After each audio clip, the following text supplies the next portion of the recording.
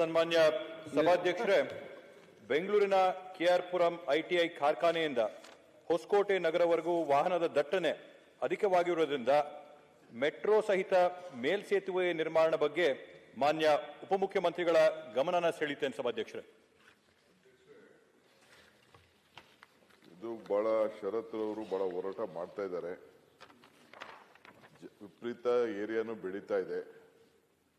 ಹೆಚ್ಚು ಕಮ್ಮಿ ಕೋಲಾರಿಂದ ಲೆಕ್ಕ ಹಾಕೊಂಡ್ರೆ ರೆಗ್ಯುಲರ್ ಟ್ರೈನಲ್ಲೇ ಡೈಲಿ 10,000 ಜನ ಕೆಲಸಕ್ಕೆ ಬರ್ತಾ ಇದ್ದಾರೆ ರೆಗ್ಯುಲರ್ ಟ್ರೈನಲ್ಲಿ. ಈ ಐಟಿ ಕಾರಿಡಾರು ಅದು ಸ್ವಲ್ಪ ಹೆಚ್ಚು ಕಮ್ಮಿ ಹೊಸಕೋಟೆಗೆ ಲಿಂಕ್ ಆಗ್ಬಿಟ್ಟಿದೆ.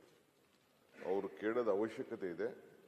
ನಾನು ಇದನ್ನಾಗಲೇ ಪ್ಲಾನ್ ಅಲ್ಲಿ ಸೇರಿಸಿ ಇದ್ರ ಬಗ್ಗೆ ಆಗಲೇ ಡೀಟೇಲ್ ಸರ್ವೆ ಮಾಡಿಸ್ತಾ ಇದ್ದೀನಿ.